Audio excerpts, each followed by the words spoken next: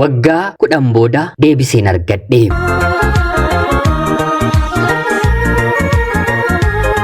Yeroodhaaf maqaa kiyya himachuun barbaadu kanan dhaladheetti guddadhe Jiituu Magariituu Oromiyaa keessatti. Barnoota kiyyas kutaa 1 hanga 10tti seeraan baradheera. Kutaa 10 akkuman xumuretti garuu fedhii koo fi fedhii maatii kootti gara biyya hambaa deemuun murteesse. Haati kiyya anaa fi obboloota koo 3 abbaa malee nu guddiste. Abbaa kiyyatti otoo hin heerumuun dura dursitee obboleessi hangafaa nuuf deesseetti. Erga abbaan keenya boqotee abbaa ta'ee anaa fi obboloota koof daandii jireenyaa gorsa gaarii kan nutti argisiise obboleessa keenyadha. Tarii mana tokko tokkotti abbaadhaan yookiin haadhaan gargar ta'uun dhiibbaa uumuu ni danda'a. Nuti garuu haati keenyi isa nuuf deessuu isheetti barnoota ni barannaayii bakka har'a geenyarra ni geenyaayee jennee anaa fi obboloonni koo gaaffii of gaafannaa. Abbaa koof immoo lammaffaa irratti dubartii jalqabaa ta'een dhaladha. Har'a dhukkuba busaatiif mootummaanis gargaarsa godhee qarshii xiqqoodhaan namni mana yaalaa daa'ime yeroo gabaabaa keessatti yaalamuu ni danda'a. Abbaa kiyyatti dhukkubni kun irra deddeebi'iin isa qabuun akka har'aa qorichi bilisaanis ta'e haala gaariin waan hin jirreef dhibee kanaan dhukkubsatee waggaa ol rakkatee addunyaa kanarraatii boqote. Haati koo haala kanaan dhukkubsatee jiraachuu isaarraa duuti abbaa keessaniif boqonnaadha. Waggaa tokko haalan ittiin isa waliin dabarse nan beekaa nan yaadadhaa jettee duubatti deebitee waa'ee isaa gaarummaa isaa tokko lamaan nutti haasofti. Abbaan keenyi waan danda'uun hojjetee isatu nu jiraachisa ture. Egaa abbaan keenyi boqotee obboloonni haadha koo obboloonni abbaa koo walitti qabamanii kan abbaa koo gahee inni dhaala lafas ta'e midhaan maatii keessaa qabu wal gargaaranii kunoo kanaan waan ta'e banadhuu hojjedhuutii ijoollee kee guddisii jechuun kennanii fi warreen haadha koollee akkanuma kanaan booddee gaa'ellis sin barbaachisu bakka si hanqatetti hodhuu maallaqa kana itti dabaladhuutii hojii barbaadde hojjedhu ammallee yoo si hanqate nu gaafadhu. Loomiin 50 nama tokkoof ba'aadhaa nama 50maaf garuu faayaadhaa akkuma jedhamu nu obbolaan kee baay'ee waan na taaneef hin sodaatinii jabaadhu jedhanii haadha koo jajjabeessu jalqabanii. Nuyinis karaa abbaas karaa haadhaas firoottan keenyi baay'ee nu jaallatu. Mana isaanii deemnee dhabne nyaata garaa keenyaa dhabnee hin deebinu. Anaa fi obboloota koo jaalala qixxeedhaan ijoollee isaanii waliin nu ilaalaa ilaalcha gaarii maatii keessatti akka qabaannu godhanii nu guddisanii. Namni wanta gaarii 99 godhee waan tokko waan nama mufachiisu yoo godhu wanta nama mufachiisu sanaan maqaansaa yeroo hedduu dhahama mitiire. Anis har'a bilchaadheen naaf galeen gatii isaan naaf kanfalan har'a otoo ana ta'ee nan godhaa'ee jedheen of gaafadheen yaada ilaalcha kanan godhe malee yeroo sana eessumoolii koo adaadolii koo nan komadhan ture. Har'arra garuu taa'een yeroon yaadu bakka isaan hanqatetti harka isaanii nutti hanqisan malee wanta danda'an hundaatiin hundi isaanii nu waliin dhaabbataniiru. Yeroon biyya hambaa deemuuf karoorsillee nagaan deemii maallaqa isaan walitti naaf qaban maallaqa haati kiyya baasii biyya hambaa akkan deemuuf natti baasteen olii maallaqa hedduu walitti qabannee. Kanaan haati kiyya akkuma abbaan kiyya boqoteen gargaarsa obboloota isheerraa argatteen mana baaburaa yookiin immoo mana midhaanii banattee hanga namni ajab fira akkanaa eessaa argatu hamma jedhutti dhaabbattee hojjechuu jalqabde. Haguma namni gammadee fi jiru namni haadha kiyyatti naafes lakkoofsa hin qabu. Eessaa fiddeeti maallaqa haga kana dhuguma obboloonni ishee ofii otoo mana baaburaan qabaatiin isheef mana baaburaa dhaawwii kan jedhuun waa hedduutti dubbataniiru. Dabareedhaan anaa fi obbolaa koo haati kiyyas mana baaburaa kana hojjechaa wal jajjabeessaa guddachaa dhufne. Maalis ta'e abbaan keenyi ijoollummaatti nurraa boqotus haa ta'uutii garuu haati keenyi haadhas abbaas nuuf taate waan tokkollee otoo nutti hin hir'atiin barnoota keenya nu barsiisaa turte. Kanaan otoo jennuu otoo jiraannuu ani barnootaan kutaa 10ffaan gahe. kutaa 10 battaluman gahetti manni baaburaa keenyi kan gaazii yookiin immoo naafxaadhaan hojjetuudhaati yeroo yeroodhaan cabuun yookiin immoo tabalaasha'uun haadha kiyya rakkisaa. Meeshaawwan gatiin isaanii qaalii ta'e yeroo yerootiin haati kiyya bittee suphuudhaaf yeroo hedduu yaaltee dhumarratti garuu humna ishee ol taanaan mana baaburaa kana cuftee. Abbaan keenya du'ee waggaa 9 booddee baaburri kunillee waggaa 9 hojjetee ni dhaabbate.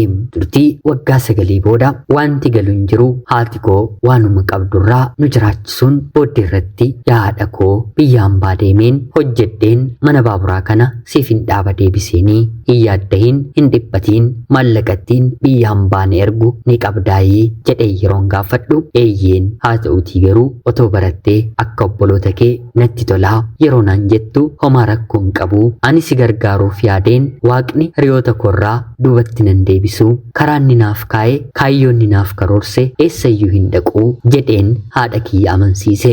Haati kiyyas tole jettee Finfinnee ana waliin deemtee paaspoortii naaf baasistee torban 2 Finfinnee taa'een piroosesii hundumaa xumureen viizaa kiyya ergadheen gara biyyaatti deebi'ee.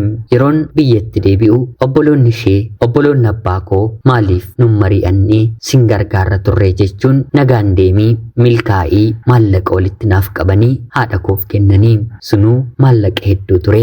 Kanaan viizaan kiyya baatii muraasa booda naaf deebi'ee qormaata maatirikii kutaa 10 kufeef darbee kiyya otoo addaan hin baasiin yeroon imala koo gahee gara biyya hambaatti ni malee akka tasaa ta'ee qabxii darbiinsaallee argadheen ture. Lafa kanarratti namaaf taanaan haadha ofii kan namaaf caalu hin jiru mitire haadha koof jedheen gara biyya hambaatti malee. Manni itti haati keenya ijaartee keessatti nu guddistee mana gaarii bareedaadha. Galiin argannus bareedaa ture. Baaburumti suni dhaabbannaan maddi galii keenyi isa qofaa waan na ta'eef wanti hundumtuu nurraa dhaabbate. Bor bifa kanaan itti fufnaan manni baaburaas gurguramuu danda'a. Manni jireenyaa keenyallee gatii gaarii waan na baasuuf gurguramuu waan danda'uuf haati kiyya galgala keessa galma dhabdi jedhee sodaadheen biyya hambaatti malee. Biyya hambaa deemees hojjechuun jalqabee garaa ofii kan namaaf beeku waaqa ofiidha mitire. Akkuman biyya hambaa deemettis walitti gudunfadheen urgooftuu yookiin immoo dibata tokkollee otoo hin bitatiin maallaqni yeroo naaf guutu elaayaa haadha koo obboloota kee keessaa nam tokko qabadhuutii amma baaburri kan elektirikaatu gabaarra jira kan gaasii dhiisiitii kan elektirikaa 2 bitadhu jedheen maallaqa waggaa 2 hojjedheen takkaallee otoo keessaan balleessiin haadha koof hin ergeefi haati kiyya tole jettee na eebbistee akkuman ishee jedhe obboloota ishee keessaa nam tokko qabattee Finfinnee dhufuun meeshaa baaburaa kan elektirikii hunda bitattee baabura kana dhaabbattee. Xiqqoo gatiin eeyyama baasuu lakkooftuu bituu ni ulfaataa. Isas baatii 3 hojjedheen ergeefiin haati kiyya baabura elektirikaa dhaabbattee hojjechuu jalqabdee. Anis boqonnaan argadhee. Akkuma baaburri elektirikaa mana keenya dhaabbateen obboleessi kiyya yuunivarsiitii baratu tokko hanga maallaqni isaa deebi'utti hojii kana seeraan hojjechuun qabaa. Siifis dafqa keedha jedhee barnoota yuunivarsiitii waggaa 5 isatti fudhatu waggaa 4ffaatti darbee maatii keenyaaf jedhee withdraw guutee hojii kana hojjechuu jalqabee.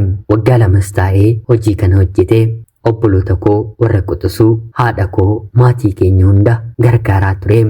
Booddee irratti barnootuma sana iyyuu deemee barachuun isa jibbisiisee naannoomatti barnoota gara biraa jalqabee xumuree eebbifamee fuudhees gaa'ela dhaabbatee achuma maatii koo waliin jiraachuu jalqabee. Obboleessa keenya abbaadhaan nuti adda taanii suni jechuudha. Kanaan anis amma maatii kiyyaa waan nan gaheef kanaan booddee immoo mataa koof hojjechuu jiraachuun qaba jedheen jabaadhee ittiin fufee. Kan nama ajaa'ibu jaalala kan hin jalqabe yeroon kutaa 6 baradhudha. Dargaggeessi nani waliin jaalalan eegale anuma waliin kutaa 6 barataa. Umriidhaan xiqqoo waggaa 2 na dursaa. Dareen keenya waliinii daree keenya keessaa sadarkaadhaan barnootaan ba'aa. Hojiin mana barnootaa garee gareedhaan namaaf kennama mitiire yeroo hundaa garee isaatti hin dabalamaa. Barsiisaan garee keenya keessaa dhiira tokkoof durba tokkotu as bahee ibsa yoonuun jedhe dubartiin garee keenya keessa jirtu ana qofaadha dirqama achi bahee kan ibsu anaa. Qabxiin isaa akka gad hin buuneef immoo dargaggeessi kuni anaan qofaatti qoosaatti daree keessatti na qayyabachiisa. Haalli kun walitti dhufeenya keenya jabeessaa dhufe yerooma kutaa 6 barannu akka qoosaatti onnee naaf kaasee naaf kennuu jalqabe. Anis jaalalli na qabee otoo hin taane qoosaamaaf kennuuf hin eegale. Kana gidduutti onneen keenyi tokko ta'ee wal jaallanne. Barreeffama onnee kaasne keessatti sin jaalladha, I love you, oddishaaloo jedhee barreessee naaf ergu yeroo jalqabu anis jechootuma kana irra deebiseen barreesseen kennuuf hin eegale. Kanaan kan dhaabbate miti. Fakkii kaasuudhaan kan eegalle barreeffamaan illee jaalala keenya waliif ibsu eegalle.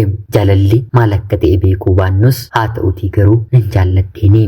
Daree galeen otoo hin taane yeroonni mana barnootaa deemu ijaan arguu san barbaada.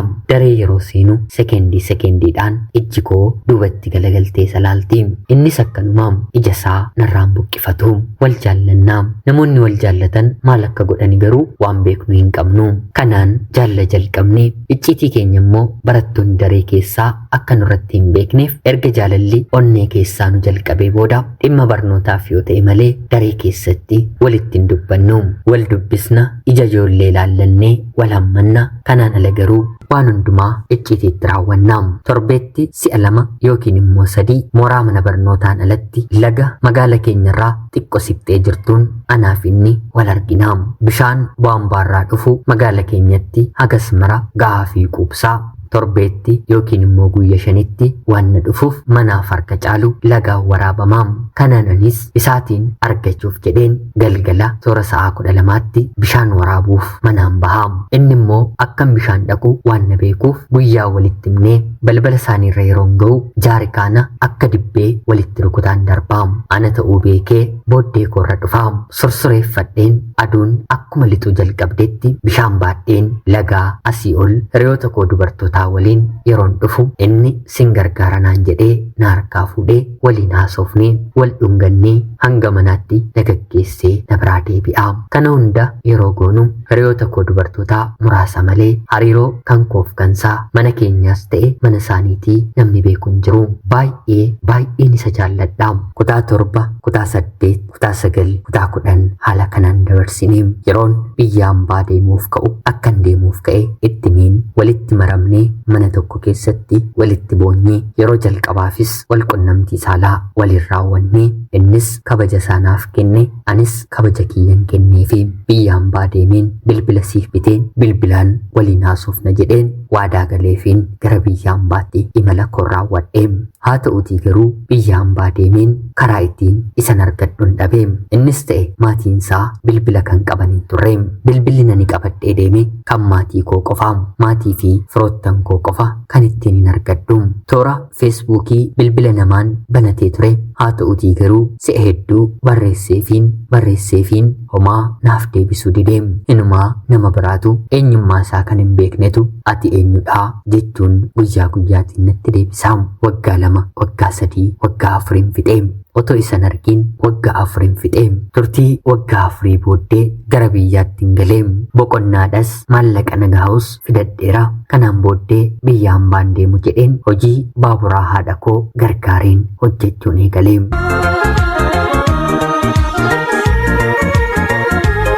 Yeroo kanatti jaalalleen koo kuni mooraa yuunivarsiitii deemee ture.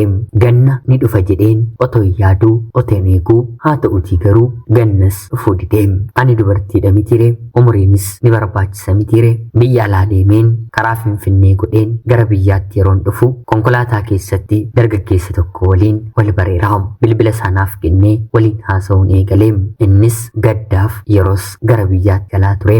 Yeroo sana wal barree gaaffii jaalalaa naaf dhiyeesse. Jaalalleen kiyya waggaa 4 kanan isa eege ganna dhufuu didee jennaan dargaggeessa baatii 4 oliif na kadhateef gaaffii jaalalaa isaan fudhee. Inni immoo jaalalayyuu miti na fuudhuu barbaada. Innis nama baay'ee gaarii nama hojiidha. Umriidhaan xiqqoo waggaa 7-8 na caalus haa ta'utii garuu barnoota kutaa 10tti addaan kutee hojii hojjechuu jalqabee naannoo Finfinnee galee lafa bitee mana ijaarratee yeroo sanatti kanaa oliin jireenya isaa fooyyessuuf nama tattaafatudha. Dursa kutaa 10 akkuma xumureen suphaa moobaayilii baatii 2 barate sanumaan hojii jalqabee hojii suphaa dhiisee mana meeshaa elektirooniksii banee naannoo magaalaa Finfinnee keessa hojjechuu jalqabeera. Anis kanaa ol taa'uun qabu jedheen nama kanatti nan heerumeem gaa'ilas waliin dhaabbanneem ofii mana meeshaa elektirooniksii sanaa hojjetam anaaf immoo balbaluma mana isaarratti suuqii xiqqoo naaf ijaaree suuqii sana hojjechaa ijoollee kiyya guddisuun jalqabeem dafeen ijoollee koo jedhe mitire waggaa 5 keessatti ijoollee 3 horadheem rabbiif galanni haa ta'u jireenya gaarii jiraachuun jalqabeem kanan utuu hin jiruu abbaa manaa koo waliin jireenya ho'aa bareedaa jiraachaa utuu hin jiruuti waggaa 2 kana anaa fi inni walirraa adda baanee waggaa 10 erga fixee lolli hammaataan naannoo keenyatti ta'ee jennaan maatiin hundi bubuqqa'ee gara firaatti yeroo imalu maatiin jaalallee koo duraa kanaa lafa naannoo magaalaa Finfinnee keessaa bituuf otuu barbaadanii haati kiyya dhageessee yeroo kanatti immoo abbaan manaan koo lafuma mana keenya maddii jiru kaaree 200 kan ta'e akka gurguruu barbaadu gurguree maatii isaaf hojii as naannoo magaalaa Finfinneetti banuu akka fedhu yeroo natti himu laficha durayyuu kaaree 200 ofii bitee warri maddii yeroo gurguranis bitee lafa 3 takkaatti kaaree 700 qabatee ture nan gurgura yeroo jedhu tole jennaan dubbiin gurgurtaa lafaa maatii jaalallee koo kanaa bira gahaam maatiin jaalallee koos dhufanii ilaalanii lafa sana bitanii mana xiqqoos dafanii irra buusanii yeroo suma galuu jaalalleen koo yeroo kana miillaan dhufee mana koo maddii galee anaaf inni kana dura jaalallee walii akka taane nam tokko namni beeku hin jiru maatiin koo jechuudha abbaa manaa kootti illee kabajuma akka hin qabne malee abaluu waliin dabarseera jedheen waa'ee jaalalaa koo kan darbe itti naasofne sababiin isaa immoo innis jaalala dabarsee waan na qabuuf kan darbedha jennee jireenya akka haaraatti eegalleerra kanaan maatii isaa waliin ollaa koo galanii wantoonni bitamu suuqii keessaa harka caalu narraa fayyadamu anaaf inni ija maaliin ol jennee walaa ilaallu dur suuqii keessa sa'aatii 2-3 taa'een yoon gurgure bareedaadha mucaan baadiyyaatiin fidadhe jirti isheetu harka caalu gurgura amma garuu inni dhufee jennaan suuqii keessaa bahuun didee wal dubbisnee teenyee waan darbe walitti haasofnee biyya hambaatii dhufuu kiyya dhaga'ee ture haa ta'uutii garuu yeroo sana jaalala gara biraa jalqabee nama biraa waliin akka ture natti hime amma silaa heerumeera miti re'an tole haa ta'u jedheen akka obboleessaatti siqeen isa waliin haasa'uu jalqabus haa ta'uutii garuu miirri kaleessaa na jeequu natti ulfaachuu jalqabee barnoota digirii siivil injinaringiitiin barateera haga ammaatti hojiin arganne maatii isaa waliin taa'a ollaa kiyya jiraata akkuma kaleessa ija isaatuun argiin oolee kan hin bulle har'as ija isaatuun argiin oolee buluu hin danda'u ijoollee 3 akkan qabu dagadheera yeroon haasoodhaan miira keessa galu ati bar haadha ijoolleedhaa jedhee duubatti na deebisa jaalallee yeroon ni qabatu keessi koo ni inaafa sababa uumeen gubaa keessa koo dhokfadheen dhiisii siif hin taatu jedheen jaalalli inni jalqabeerraa addaan hin kutaa inni immoo akkuma kaleessaa waan dabarse bakka oole waan nyaate waan dhuge tokko lamaan nattaasa'a yeroo rakkatu anatu maallaqa kennaafi abbaa manaa koo waliin akka nama biyya tokkotti wal beeku malee ani keessi koo darbeen akka jiru homaa abbaan manaan koo quba hin qabu eeyyeen sirriidha sa'aatii kanatti wanti sammuu koo keessaa sirrii akka hin taane nan beekam haa ta'uutii garuu hanga namni kun narraa fagaatutti yaada kana of keessaa baasuun natti ulfaate maatii isaa waliin akka maatii tokkotti waliin jiraanna ijoolleen koo deemanii mana isaanii oolu waan rakkanne walirraa ergifanna wal gargaarra akka mana tokkotti waliin jiraanna ni beektu mitire namni biyya tokko biyya biraatti yeroo wal argu jaalallisaa akkam akka waliin ta'u kanaan jirra baasaa galma isaanan argaa abbaa manaa kiyya kan hin barbaaduun olitti isaatiin hin barbaada haa ta'utii garuu innis dogongora akka ta'e waan na beekuuf miira isaarraa of qabe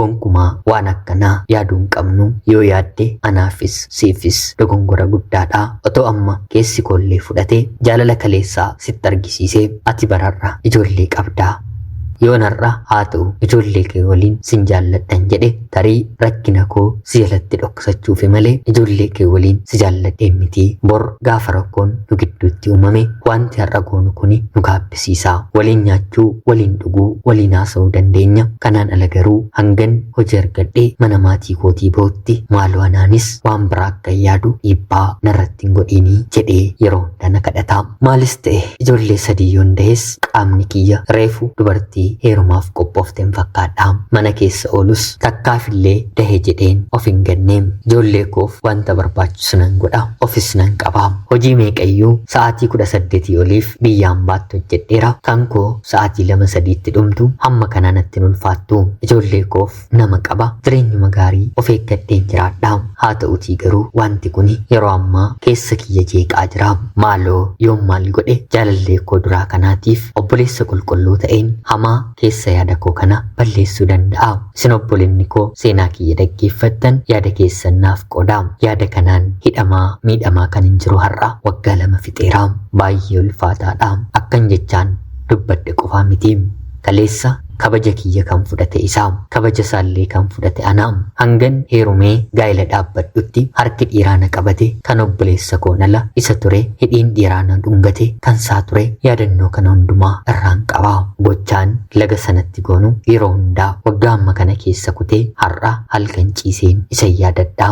Yaada sammuu koo keessaan badu hinumaa wantoota xixiqqoo yeroo sanan gochaa turetu natti yaadatamee guyyaa yeroo wal arginu namni bakka hin jirretti anaaf inni waliin haasofnaam. Suuqii kiyya jala taa'umsiin hojjechiisanii jira. Ishee jala taa'ee innis nattaasaa oolaam. Bakka ooluun qabu naanna'ee taa'ee waan kaleessaa nattaasaam. Mee obboloonni koo seenaa kiyya dhaggeeffattan yaada keessan naaf qoodaam. An obboleettii keessan naannoo magaalaa Finfinnee irraatiin ulfaadhaa nagayaatti galatoomaam. Yooyyaa ashamaa akkam jirtu kabajamtootaaf hordoftoota qophii keenyaa. Nagaaf jaalalli tokkummaan bakka jirtan hundaatti hunda keessaniif yaa ta'u jecha guyyaa irraallee seenaa ajaa'ibaa obboleettiin keenya tokko nuuf qooddee isiniif dubbiseen hin ga'a. Akka isin irraa barattaniif hubannoo cimaa ta'e tokko irraa argattan homaa shakkii tokko illee hin qabu. Obboleettii keenya seenaa kee kana nuuf qooduu keetiif guddaa galatoomisiin jecha kabajamtootaaf hordoftoonni qophii keenyaallee waan isinitti dhaga'ame yaada keessan komentii jalatti qoodaafi jecha egaan wantoonni akkanaa yeroo garaagaraatti nama mudachuu ni danda'u. Seenaa namoota hedduudhaas haala kamiin mo'achuu injifachuu ni danda'ama kan jedhamu yaada keessan qoodaafi jecha qophiin saatii kanaaf guyyaarraaf isiniif qabadheen dhiyaadhe kanuma fakkaatti. Hanga yoonaatti yeroo keessan naaf kennitanii dhaggeeffachaa turuu keessaniitiif guddaa galatooma. Laayik, sheerii fi sabskiraayib gochuu illee hin dagatina. Qopheessuuf qindeessuun isinii waliin kanan ture ani Gammachiis Tashoomeedha. Seenaa barsiisoo fi bashannansiisoo gara biraatiin haga walitti deebinutti bakka jirtan maraan turtii gaarii.